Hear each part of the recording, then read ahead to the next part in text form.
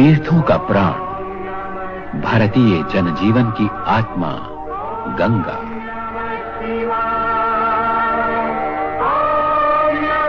सात्विकता और मानवता की चिरंतन प्रेरणा देने वाली वरदायिनी, शिव स्वरूपिणी जीवन धारा। गोमुख में उद्गम होता है निर्मल धारा, जो कोटि कोटि भारतवासियों को जीवन देती है और जीवन का लक्ष्य भी। भगीरथ शिला गंगोत्री के पास। यही राजा भगीरथ ने गंगा अवतरण के लिए घोर तपस्या की।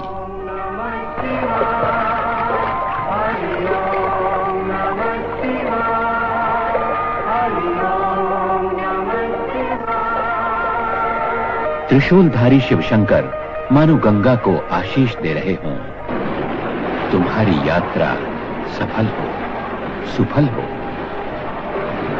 कुछ दूर चलकर गंगा अभिषेक करती है शिवलिंग को और कल्याणी बनकर आगे बढ़ती है। प्रयाग में त्रिवेणी संगम पर भगिनी यमुना और अदृश्य सरस्वती से मिलन।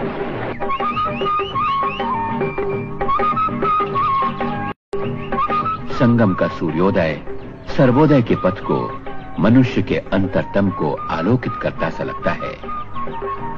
प्रेरणा देता है आत्मचिंतन की, आत्मदर्शन की। आत्मचिंतन का ही एक प्रयास है भारत में सदियों से होता आ रहा कुंभ पर्व।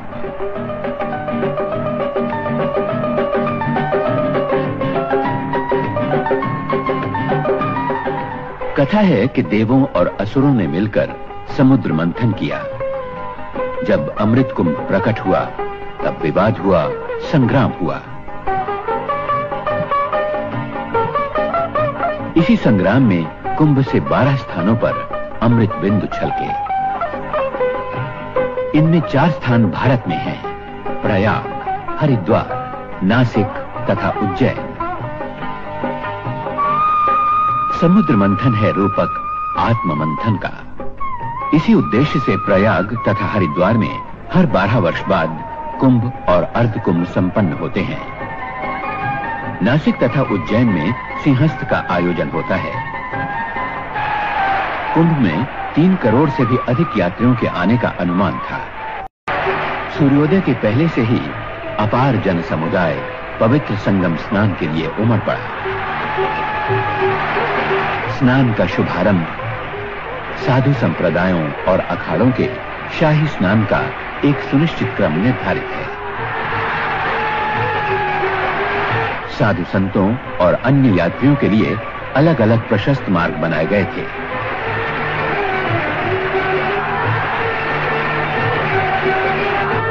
सर्वत्र घाट बनाए गए थे, पानी में बल्लियों के घेरे, ताकि लोग गहरे पानी में न जाएं।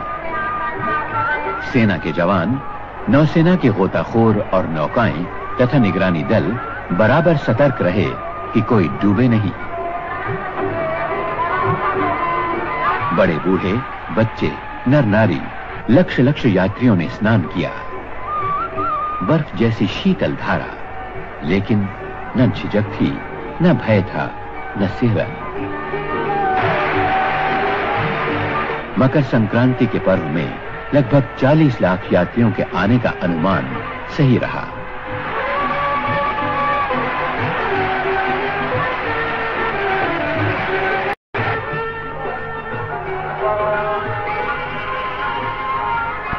इसी यात्रियों की संख्या अनुमान से भी अधिक रही। इनके लिए इतना बड़ा मेला एक नया ही अनुभव था। भारत की भावनात्मक एकता का प्रतीक, भारतीय जनजीवन, चिंतन, दर्शन और संस्कृति का पुंजीभूत कुंभ।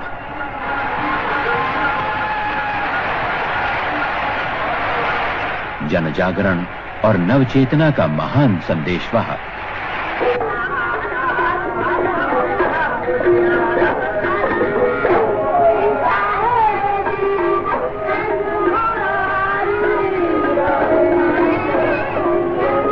सभी मठों के शंकराचार्य, दशनामी सन्यासी अथवा नागा सन्यासी वैरागी और उदासीन सभी संप्रदायों के साधु कुंभ में सम्मिलित हुए।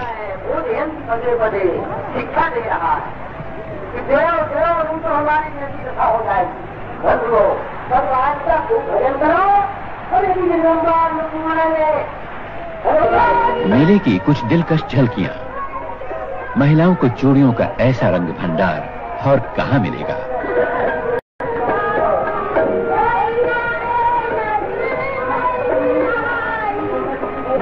कहां मिलेगा ऐसा अवसर सूरदास को प्रभु के गुणगान का।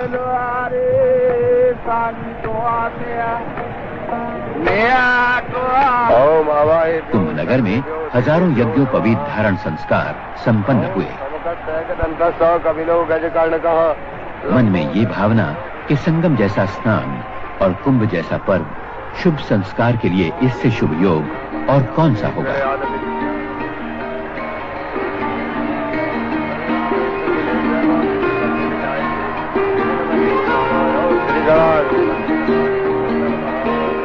गंगा और यमुना के कल कल स्वर के साथ एक रूप हो रहे थे गुजरात के गरबा और डांडिया रास के स्वर।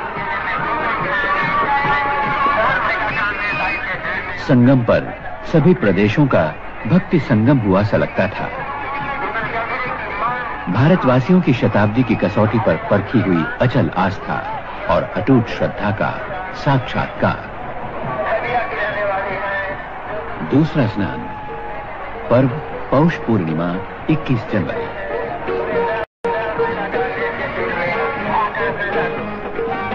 अनुमान के अनुसार लगभग 25 लाख श्रद्धालु इसमें सम्मिलित हुए। फिर आई मौनी अमावस्या 6 फरवरी, कुंभ का सबसे बड़ा स्नान का पर्व। देश के कोने कोने से 1.5 करोड़ यात्री संगम पर आए। मौनी अमावस्या सोमवती होने के कारण इसका महात्म्य कई गुना अधिक हो गया। ऐसा सुयोग 72 वर्षों बाद आया था। ऐसे सुयोग में महाकुंभ पूर्ण कुंभ कहलाता है। इतने यात्री लाखों करोड़ों, लेकिन आने जाने में कोई कष्ट नहीं। उत्तर प्रदेश राज्य सड़क परिवहन निगम ने 7,000 से भी अधिक बसों का इंतजाम किया था। रेलवे स्टेशन से मेला क्षेत्र तक 200 बसें दिन रात चलती रहीं। मेले के लिए 5 अतिरिक्त बस अड्डे बनाए गए। देश के कोने कोने से प्रयाग के लिए 1100 से भी ज्यादा रेलगाड़ियां मेले के लिए चलाई गईं, ताकि आने या जाने में किसी को कोई कष्ट न हो। मेले के अवसर पर इलाहाबाद शहर में सड़कों का सुधार किया गया। पीने के पानी का सर्वत्र प्रबंध था।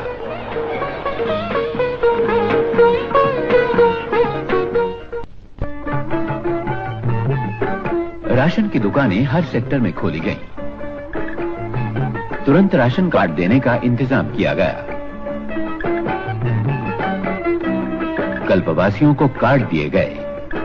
1-2 दिन के लिए आने वालों को बगैर राशन कार्ड आवश्यक वस्तुएं मिल सकती थी। निगरानी रखी गई कि सभी वस्तुएं उचित भाव पर मिले। चौथा स्नान पर्व बसंत पंचमी 10 फरवरी। यात्रियों की संख्या लगभग 50 लाख। इतने यात्री कड़ाके की ठंड और बर्फ जैसी शीतल धारा में स्नान। कुछ यात्रियों के बीमार होने का खतरा तो स्वाभाविक ही था। कुंभ क्षेत्र में 100 बिस्तरों वाला एक मुख्य अस्पताल खोला गया और हर सेक्टर में एक 20 बिस्तरों वाला अस्पताल।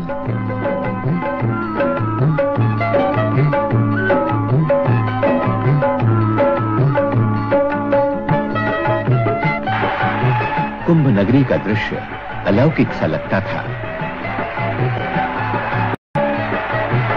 दान और पुण्य संचय का महापर्व। मन में उल्लास, उत्साह, कोई मैल नहीं, कोई अलगाव नहीं। पवित्र स्नान ने सारे मैल धो डाले। स्नान का क्रम अखंड रूप से चलता रहा। अभी जी भर कर डुबकियां लगा लो, ऐसा अवसर बार बार नहीं आता। कितनी गहरी है श्रद्धा और आस्था की जड़ें, अक्षय वट जैसी। कुंभ नगर की एक विशेषता, पुलिस और जनता के बीच ऐसा मित्रता का भाव और सहयोग कहीं देखने को नहीं मिलता। कुंभ क्षेत्र में 10,000 से भी अधिक पुलिस अधिकारी तथा कर्मी तैनात थे। मेले में लाखों लोग ऐसे थे जो हिंदी नहीं जानते थे। इनकी सुविधा के लिए सभी प्रदेशों के पुलिसकर्मी बुलाए गए थे। ये उनकी भाषा में उन्हें आवश्यक जानकारी और सहायता देते थे।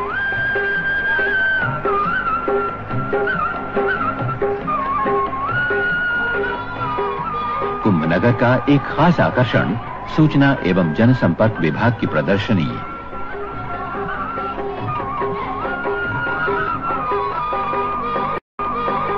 राज्य तथा केंद्र सरकारों के 45 मंडप एक से एक सुंदर। यात्रियों ने प्रदर्शनी को बड़े चाव से देखा। देव दर्शन के साथ देश दर्शन।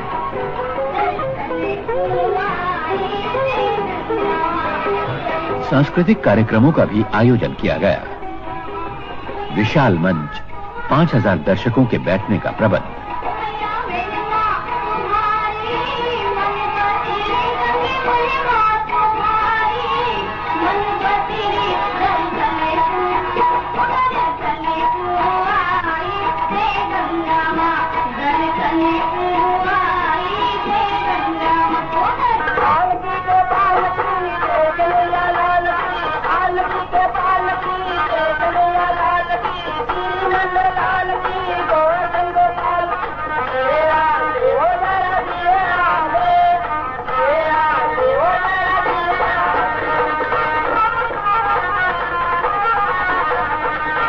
दिन कैसे उड़ गए पता ही न चला।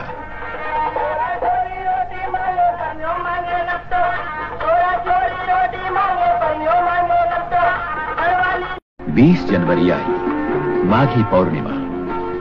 चंद्र ग्रहण के कारण स्नान की महिमा और बढ़ गई। कल्पवासियों के व्रत की पूर्णता हुई माघ पौर्णिमा के स्नान से।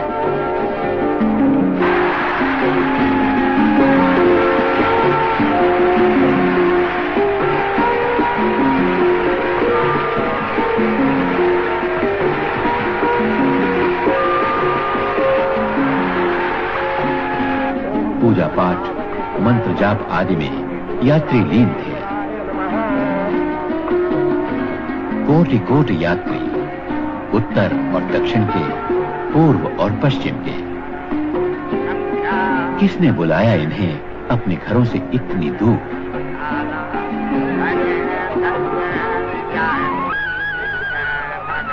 ये बुलावा आता है अंदर, अंतर से, शताब्दियों के संस्कारों और विश्वास से, पाताल से भी गहरी और गगन से भी ऊंची आस्था के मान सरोवर से। इसे केवल रूढ़ी कहकर तुच्छ नहीं माना जा सकता। ये जीवनी शक्ति है, भारतीय आत्मा की अमूल्य उपलब्धि।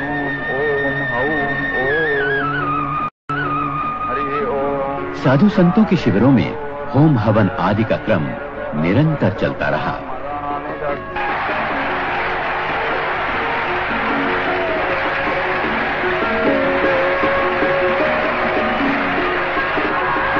तीर्थराज आकर यहाँ के मंदिरों में दर्शन करने से भला लोग कैसे चूकते?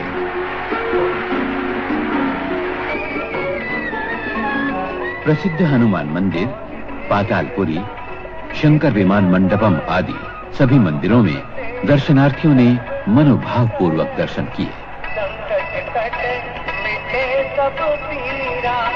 जो तुमरे हनुमत बलबीरा, जय जय जय हनुमान गोसाई। मेला क्षेत्र में संपूर्ण भारत एकात्म रूप में विहार करता सा लगता था। हर प्रांत के, हर वर्ग के, हर जाति के यात्री यहाँ एक रूप हो गए थे। अनेकता में एकता, विविधता में एक सूत्रता का यहां साक्षात्कार होता था।